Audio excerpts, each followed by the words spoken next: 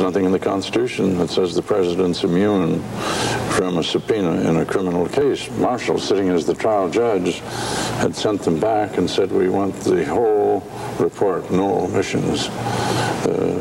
Some omissions had been made in the interests of, as Jefferson's people put it, the national interest. We would say today, in the interest of national security. And in effect, I have to say, although the records are all there of the trial, Marshall was saying, I will look at the report and I will decide security problems with a private look at the document. That was cited in the opinion. So the issue was that every citizen must turn over evidence in a criminal trial, even the President of the United States. Even you, as a journalist. Journalists don't like that, you know. We'll come back to the press in a minute, but were you aware on that bench that what your court was deciding could in fact bring down the president who had appointed you? I'm just trying to get at the personal conflict that comes to judges from time to time. Even when I can't speak of what was in the minds of the others. The train of events was moving, and it was clear that this was not going to stop the train of events. I suspect, although you'd have to ask the others, that's where the train was bound, and that there was nothing in between to prevent it from getting there. Even a president has to say those 9 people have the last word? That's the essence of our system, of divided and separated powers, checks and balances. But even President Nixon accepted your word as the last word. Yes, he did. The court has the last word.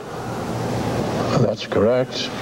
And some presidents haven't. You remember Jackson, on one of John Marshall's famous decisions, adverse to what President Andrew Jackson wanted, said, Mr. Marshall has made his decision, now let him try to enforce it.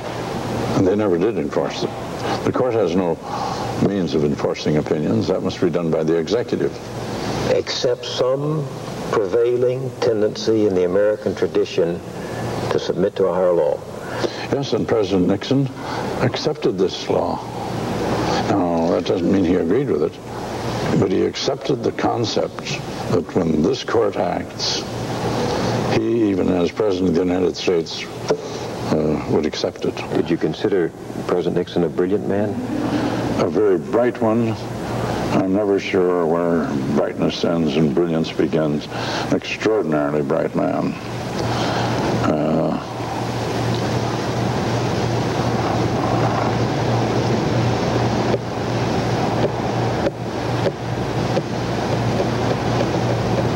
Isn't it, just to look back? Can you think for a moment the most complex and difficult case you had to decide? Not the most important or the least important, but just the most difficult one, the one you really wrestled over more than any other? No, every one of the capital cases is a painful experience. Because? The person is going to be put to death.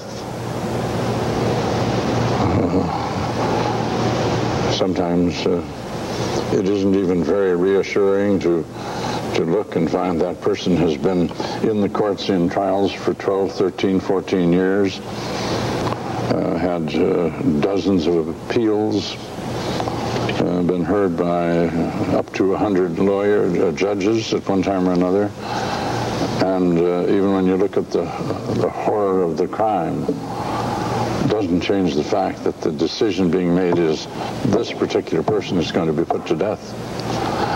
That's not easy.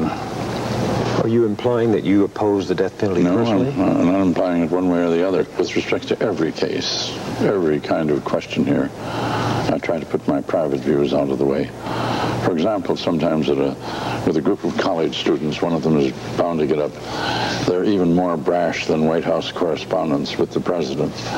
And one of them is bound to get up and say, why are you in favor of the death penalty, killing people? And I answer that, why do you think I'm in favor of killing people, the death penalty? Well, you vote You vote to affirm convictions of the state court when they impose the death penalty.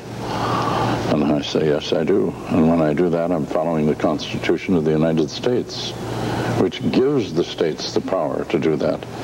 Where do you go in the Constitution to find confirmation that the states can put men to death? No person shall be deprived of life, liberty, or property without due process of law. Now, what's the other side of that coin? With due process of law, you may deprive a person of life, liberty, or property. What about that phrase, cruel and unusual punishment, it says? It isn't both. What do you mean? It isn't both cruel and unusual, because it's taking place every week. And I think 38 states have it. The 38 states don't make the constitutional law of this country, but if it is argued that this is a form of cruelty and unusual, hardly unusual when 38 or 37 states are doing it. How do you go about trying to divine original intent of the fact framers on the very difficult issue of abortion? There is no way on that case. I had intended to say that there are some cases where it's very clear and very easy to divine the original intent. In other cases, not. But where there is a record of what they thought, then we should look at it, and for the most part, we should be guided by it. But sometimes we're at large. Isn't the issue of abortion one of the most divisive in America right now? Probably. How have you wrestled with that? I know that you've gone back and forth in your own mind from what I hear and from what I read. No. I mean, and just how do you make up your mind? Well, I haven't gone back and forth. About what the court should do? No. In the most recent case to which you may have reference, I said we should be careful about about restraining the states from putting reasonable limitations. That's all. But you still supported the 1973 Roe versus Wade. I said in almost exactly the words in the opinion, the dissenting opinion, that if this case means what it seems to mean, perhaps the time has come to re-examine the whole subject. Now, that doesn't tell you very much, but... it's certainly a hint to the next court, isn't it? I don't know that I would define it that way. I'm not sure how I would define it. I was reflecting what's going on in my mind. To what extent is the court bound by its own previous decisions? Constitutional? Yes, sir. It's perfectly clear that the court has greater flexibility with respect, and exercises that flexibility with respect to changing its views on constitutional questions than decisions in which we say what a statute means. Wasn't Roe versus Wade a constitutional issue? Yes, it was. So there is... I'm just saying broadly. That's why I see it. You see, you want to talk about that one case, I want to talk about the generality of cases. No. Constitutional cases, constitutional jurisprudence is open to the court to change its position in view of changing conditions, and it has been done. And what does it take for the court to reverse itself? 5 votes. How do you read original intent on the question of school prayer? And you're almost off the bench. I'm not asking you to talk about cases. I'm just asking, how do you go about finding the original intent on the question of prayer in school, since there were no public schools in those days? Well, of course, you can't find original intent, as I said in our earlier discussions, on every detail. That's impossible, utterly impossible. Up to the time I was in about the 3rd grade, we had the Lord's Prayer every morning in school. I don't remember whether it went beyond that.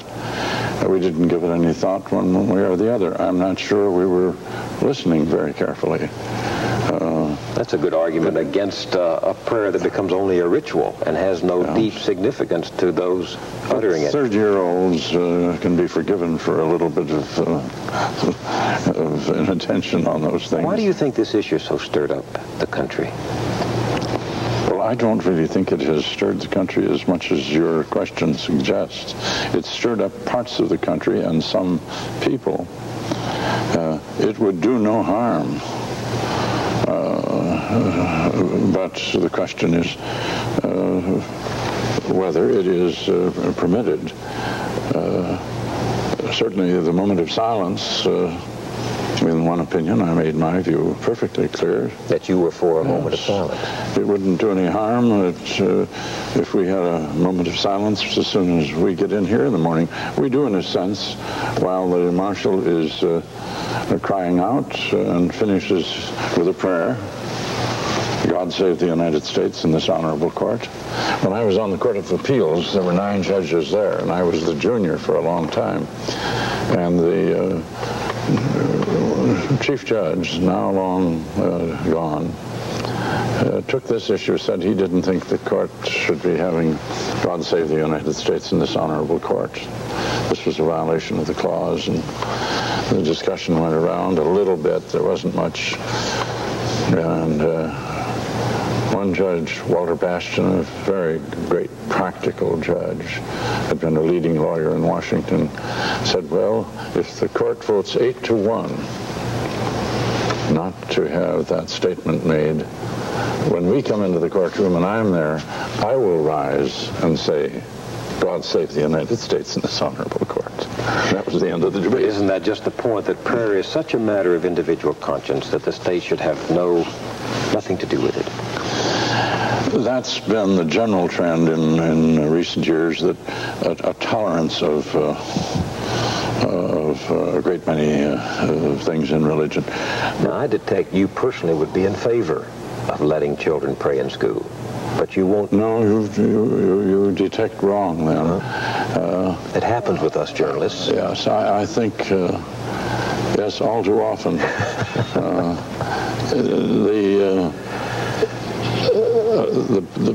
The moment of prayer, the minute of prayer, the minute of silence should be for whatever a child wants to do. We all need a little time.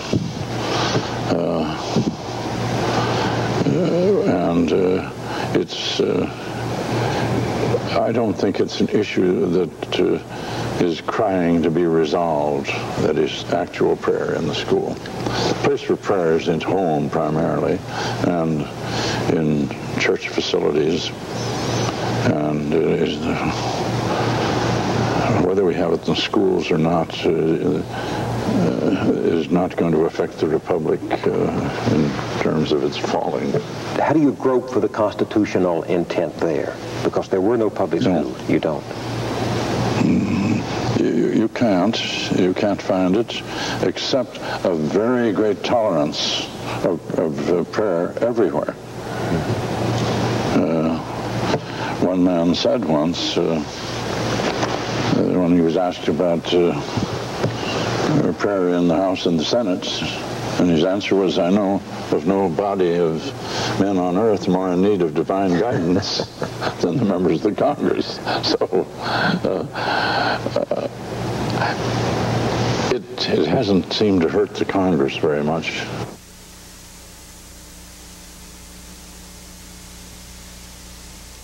Tell Mommy I'm on my way. General Motors is embarking on an odyssey down roads paved with technological wonders that might seem like science fiction.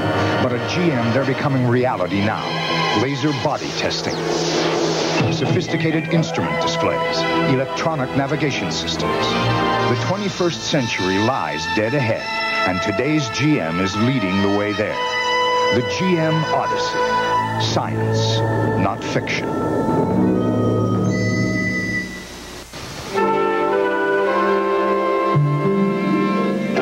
The road, we went through a bunch of construction signs and hit a tree, and fortunately I was wearing my seatbelt, and I felt the seatbelt, I could feel it holding me in place as I was being thrown all around the car. I did about 3 spins. It totaled the car, but but I was okay. It's been proven by General Motors research and by people all across America. Seat belts save lives. So please, buckle up. And it only takes a minute. Excellence in education begins here in our General Motors facilities. For there is a new world of industry being born, and General Motors people are preparing themselves for it. More than 1 million hours of education are required to prepare the people who will staff one new plant. To encourage excellence in the arts, we begin with young people, co-sponsoring with 17 Magazine a national classical music competition exclusively for high school age musicians. Here you see the Opera Company of Philadelphia, Luciano Pavarotti International Voice Competition. General Motors is pleased to sponsor a broadcast of the Verdi Requiem conducted by Lauren Mazel and starring Maestro Pavarotti and 3 of the winners of the competition. And we have made a major financial commitment to the Kennedy Center for the Performing Arts, in keeping with our policy of fostering and celebrating excellence in science, education, and the arts. People ask me, what is Ewing Oil? What are you people all about? Well, we're about like anybody else, just a little bigger. I fought my own brother, my own mother for the future of this family. And that's what it's all about. People say, JR, with all that money, you still can't buy love, trust, and respect. And they're right. But you can try.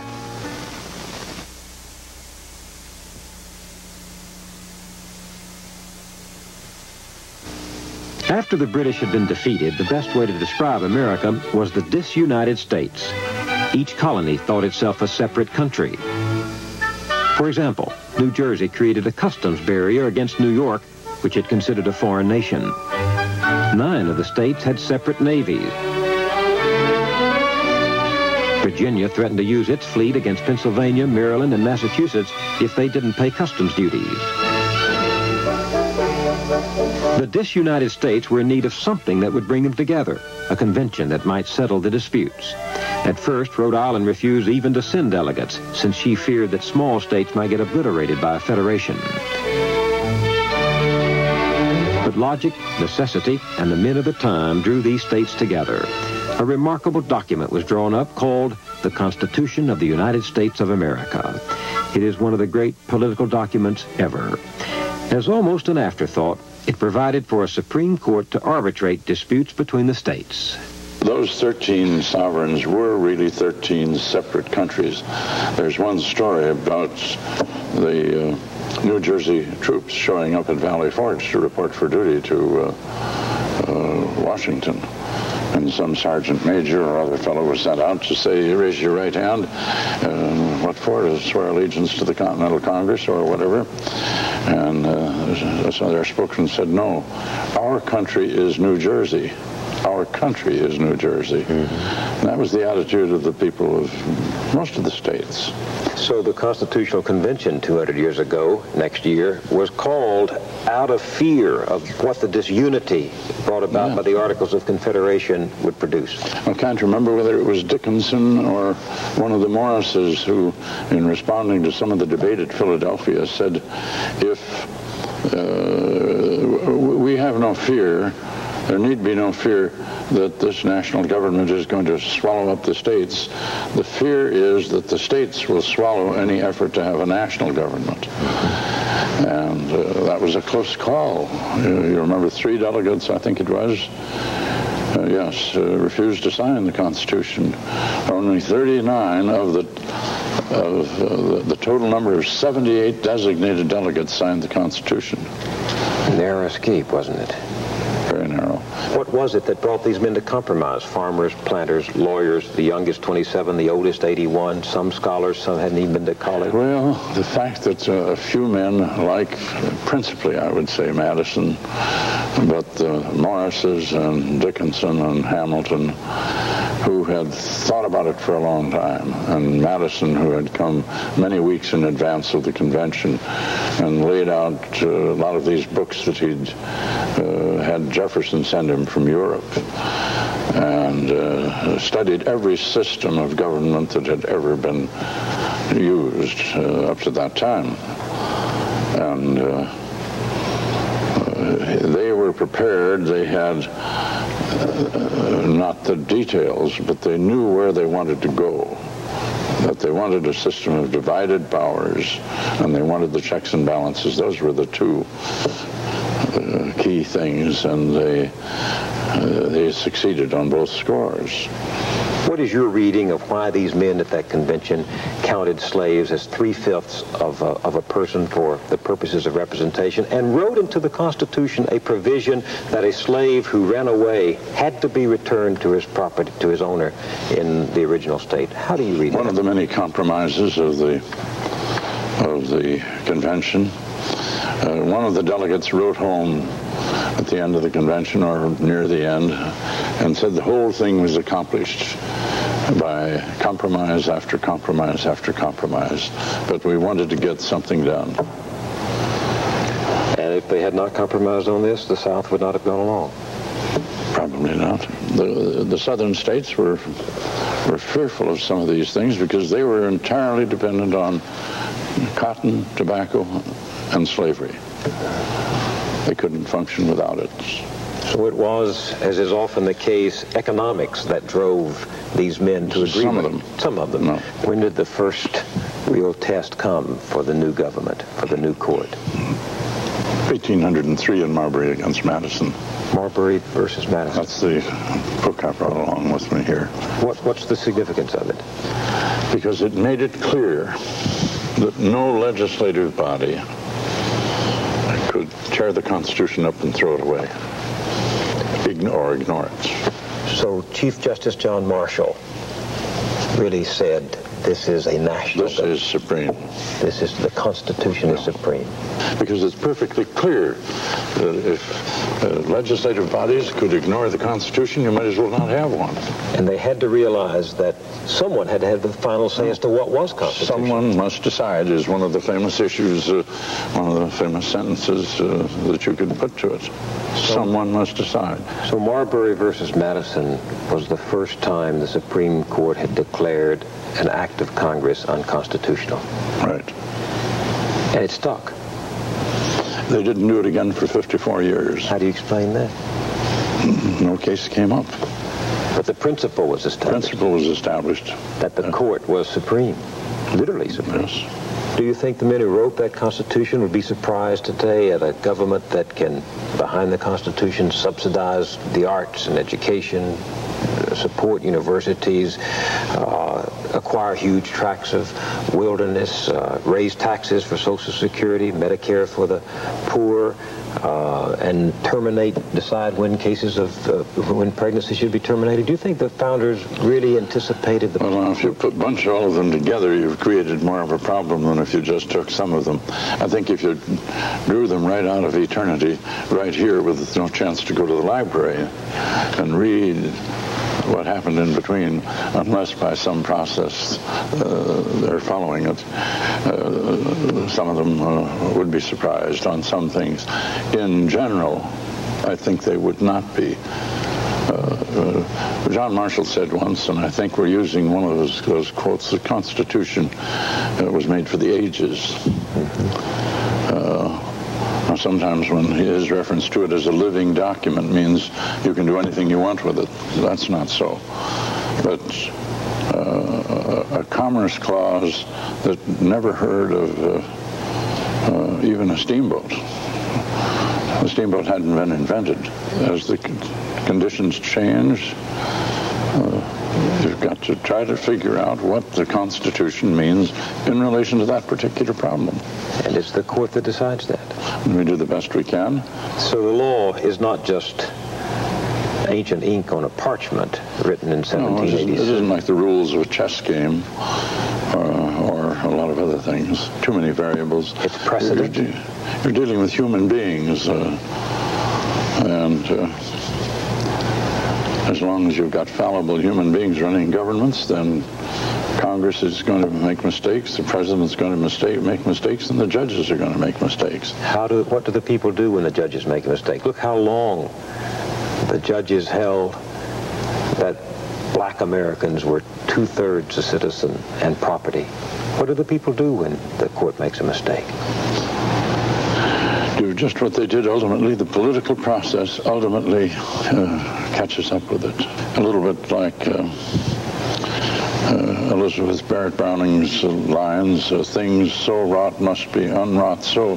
When you pass a law, if you're going to try to unpass it, you've got to do it the same way. Both houses and the president, not one house. Congress can review us and change us when we decide a statutory question, and frequently do. But when we decide a constitutional issue, right or wrong, that's it until we change it. Or the people change it. Don't forget that. The people made it, and the people can change it. The people could abolish the Supreme Court entirely. By a constitutional amendment. Change the Constitution. You know, there have been threats to have a constitutional convention to do something like that. What do you think about a constitutional convention? Well, I've answered that a couple of times. You mean a whole new constitutional convention? A grand waste of time. And even worse than that. If there are specific problems, they should be addressed by specific amendments to that particular problem, and then let the American people decide them one by one.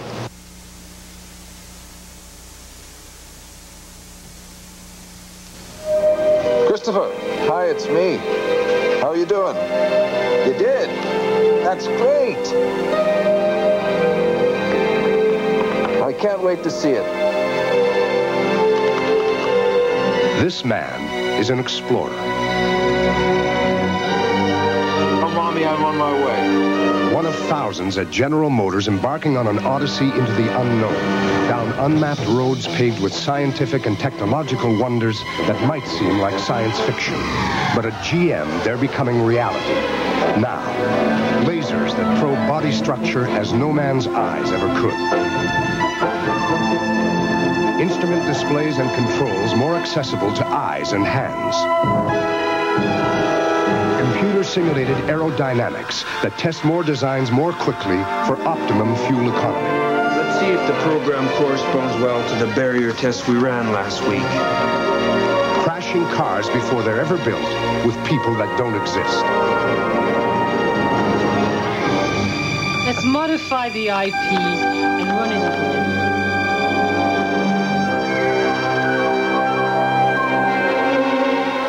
Where am I? Electronic navigation systems that tell you where you are and how to get where you're going. But the road doesn't stop here. The 21st century lies dead ahead, and GM is leading the way there. Today's GM is evolving into a GM the future will demand. Bolder, daring, more responsive, driving America down roads we've never been before.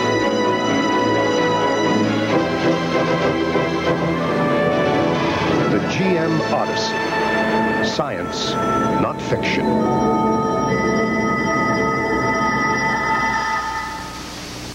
Someday, even when it seems like she hasn't a clue. What is going on? No matter how puzzling the circumstances. I haven't the vaguest idea. The perfect solution is Murder, She Wrote.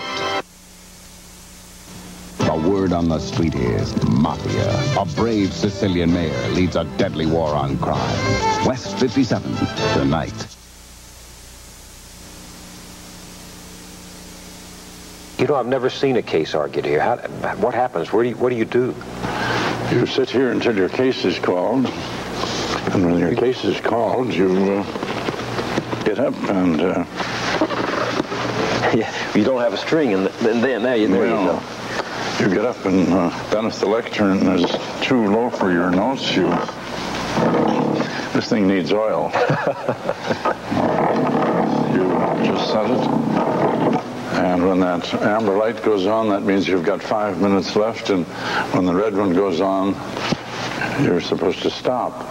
It was said of Hughes, and this same thing was here when Hughes was here, that he would stop a lawyer in the middle of the word if. The story is that you would point your finger at, that your wife said you were pointing... Oh, yes, when I argued a case that was hotly argued, and that was in the days when they allowed full 1 hour argument. When I came here, we cut it down to 30 minutes. And the bench was straight at that time. And the justices would interrupt each other because they couldn't hear each other and they couldn't see each other very well. And several times it happened, and on one occasion at least, Justice Black was over there, and Reed was on this side. And I'm sure I just put my hand up and said, "Excuse me, Mr. Justice Black, I'm trying to listen to Justice Reed's question." She says I pointed my finger. Your wife? Yes, I said, no. That must have been somebody else. What's the difference between the Chief Justice and the other 8? Are you just more, are you just first among equals? That's it. First among equals is it.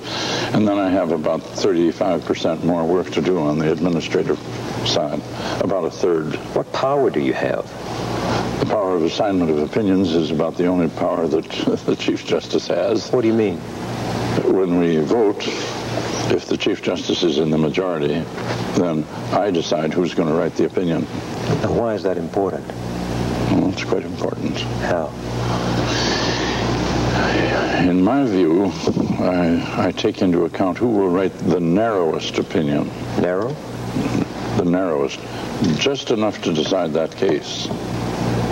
And not go beyond that? Not go beyond that.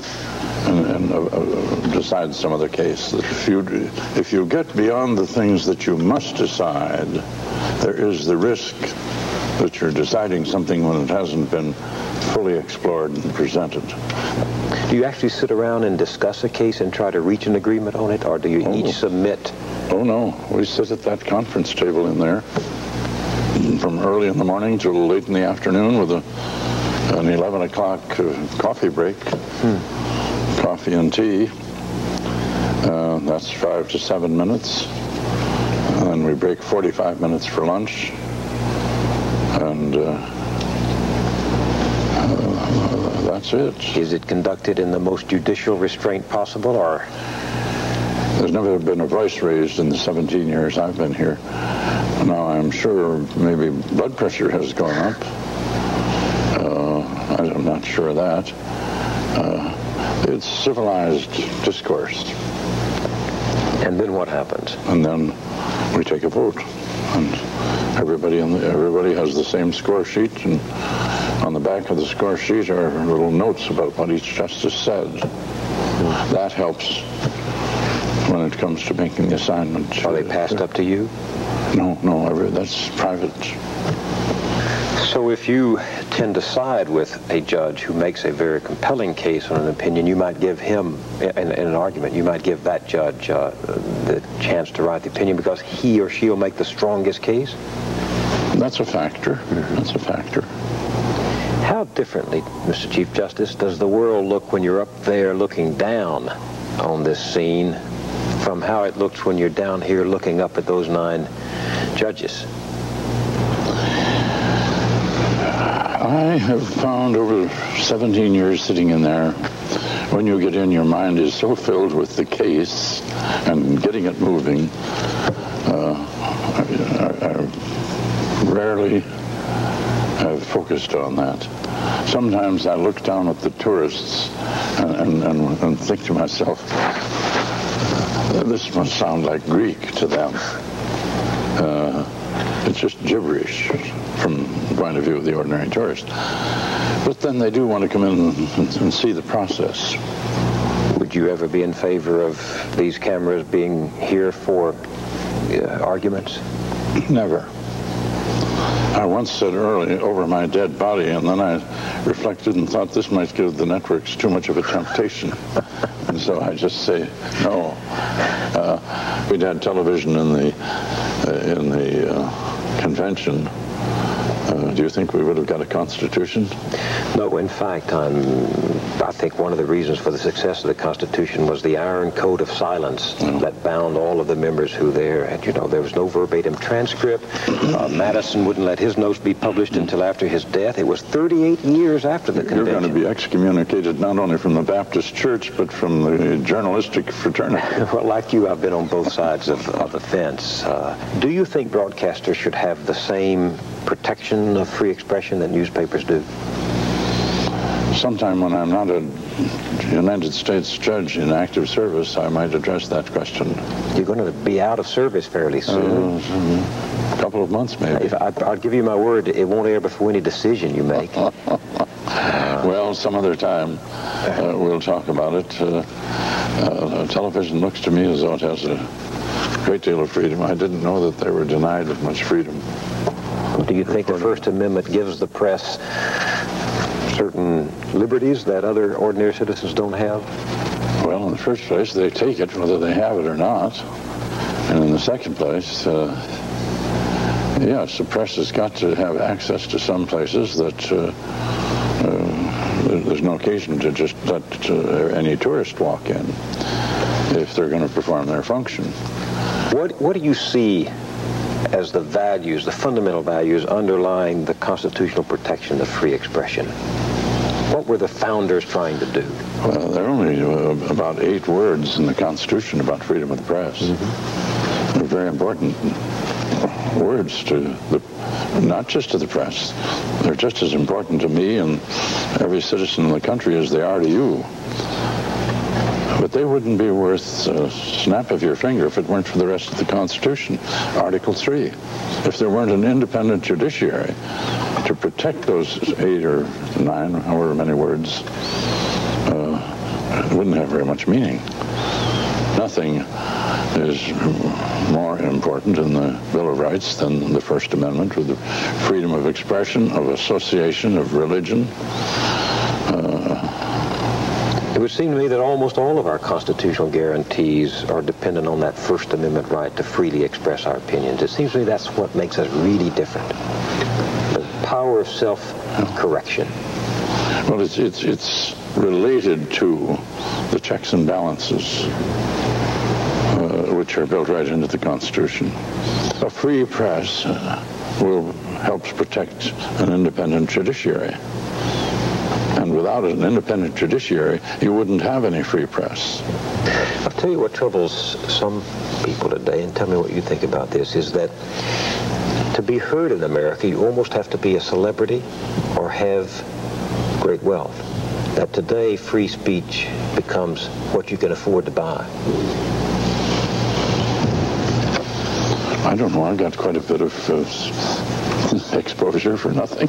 But you are an official. You are in high place. I think that's a philosophical subject. I've read a few things about. It's something that's got to be watched very closely. You know, in some of the cases that have come before your court, Virginia Pharmacy, Buckley, others, the court expanded the First Amendment protection of commercial speech. But in others, Miller, Young, FCC, you contracted the protection of political speech in unconventional forms like a booth at a state's fair. And isn't the point that a pamphlet you put out is not the same as the ability to buy an ad across from the editorial page of the New York Times, that you're saying, in effect, it's not free equal speech, it's unequal speech that's not free? Well, come and see me sometime when I become Chief Justice Emeritus. Maybe we can talk about that. You mean we should have done this after you leave the court? I don't think you'll be very much interested then. You don't think you think you're losing your power base? I wouldn't call it, long live the king is dead, long live the king. You know, Mr. Chief Justice, I'm fascinated by the question, what makes a judge? Justice Benjamin Cardozo once said that forces deep below consciousness shape a judge's work. I suppose they shape all of our lives as well. But have you ever thought about the events and the people who shaped your life?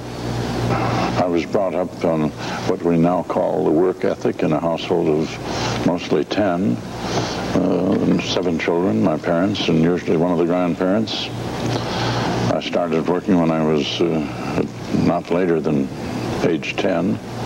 And I've never been unemployed until now. Since then, a great variety of kinds of work. Was it a happy home? Yes, it was. Religious home? 7, yes. We were Methodists in the Methodist Church then. And we were Presbyterians by accident. The Methodist Church had long stairways, just like the Supreme Court.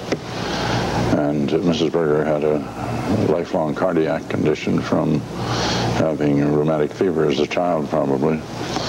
And the Presbyterian Church had 2 steps, and it was nearby, and I never could quite understand the difference between the 2, which meant I wasn't either a very good Presbyterian or a very good Methodist.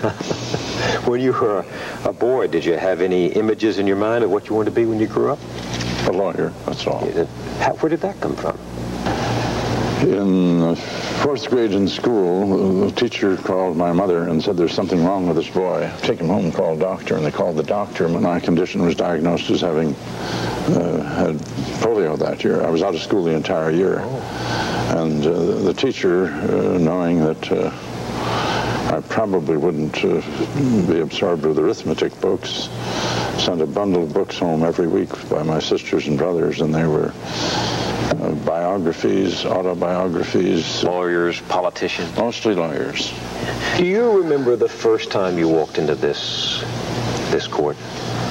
Yes, I do. Remember what you thought? Or was it too long ago? Not particularly, because I still carry the impressions from the first time I saw the court when it sat in the old building. Which was? And Hughes was presiding. It was just after I came out of law school, and I was here in 1933, and went in that chamber, which is now the restored Senate chamber. Do you remember the impression it made on you? Yes, almost all the men on that court, I think Cardozo was the single exception, were over 6 feet tall. Hughes with that beard, which, as people often said, he looked more like God than God, and he acted that way.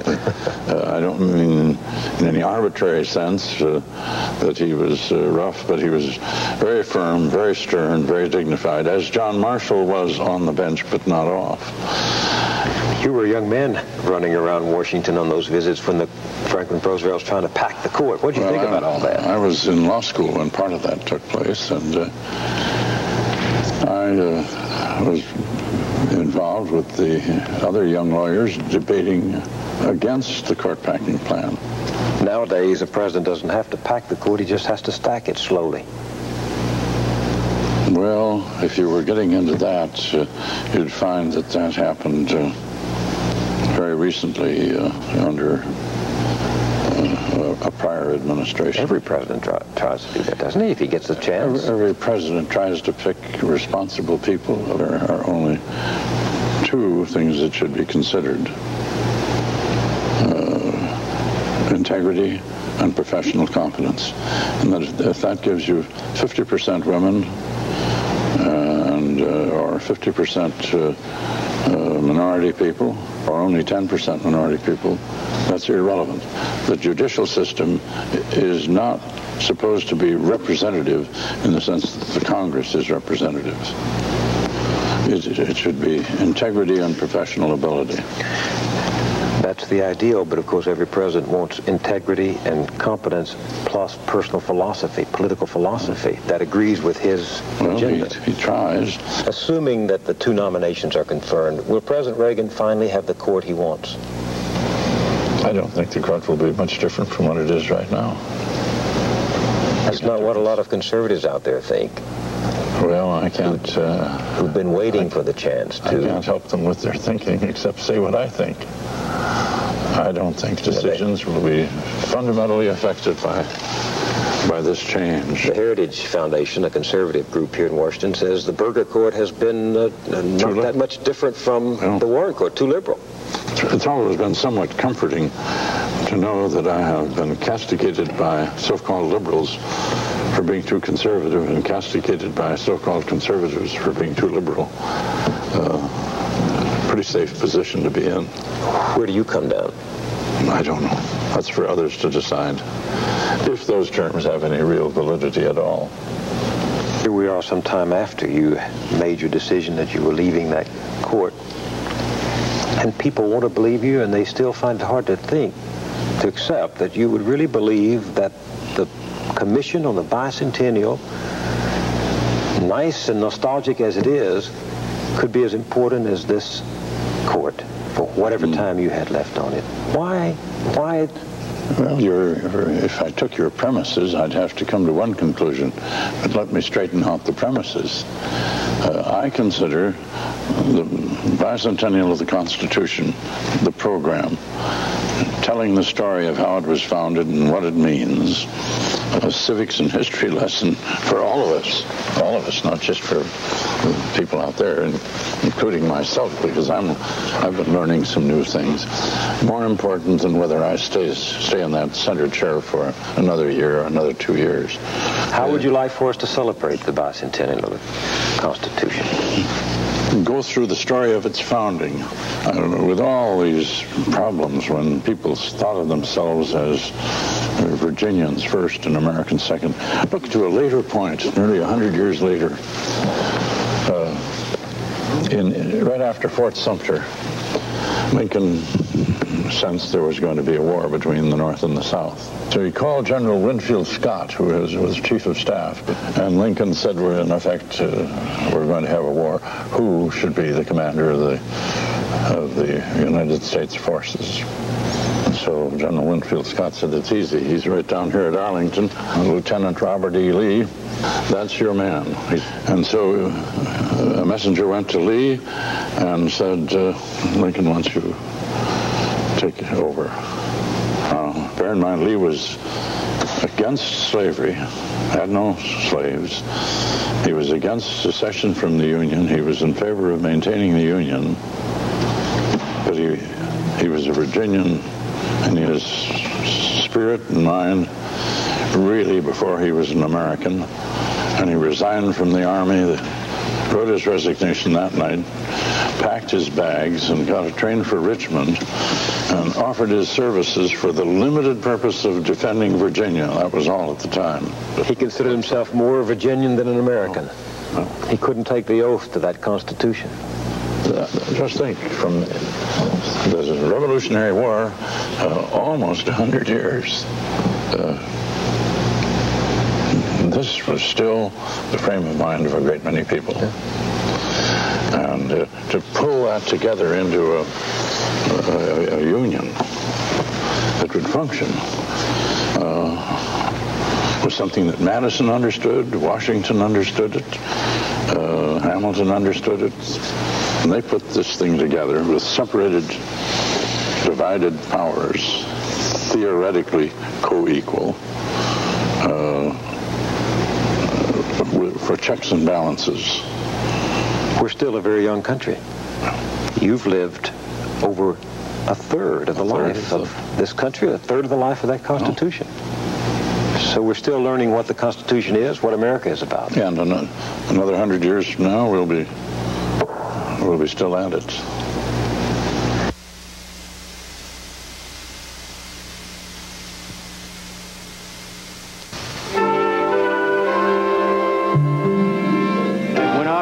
We went through a bunch of construction signs and hit a tree, and fortunately I was wearing my seatbelt, and I felt the seatbelt, I could feel it holding me in place as I was being thrown all around the car. I did about 3 spins. It totaled the car, but I was okay.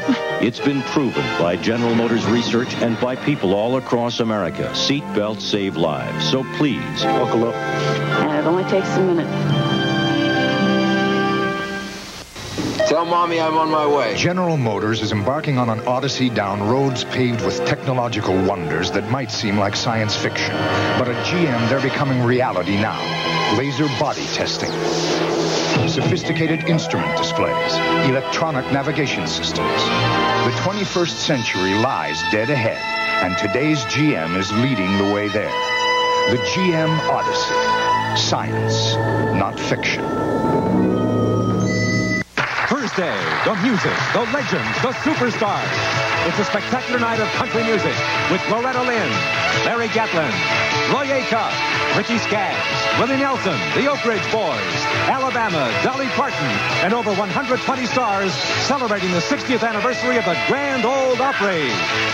The Burger Years, a CBS News special. General Motors has sponsored this broadcast to honor the forthcoming bicentennial of the U.S. Constitution. General Motors, mark of excellence.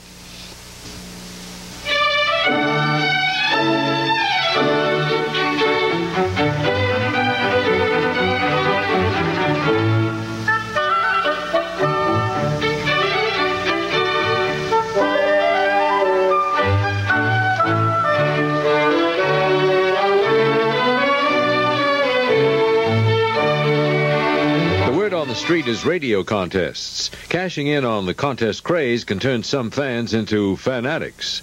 West 57th tonight.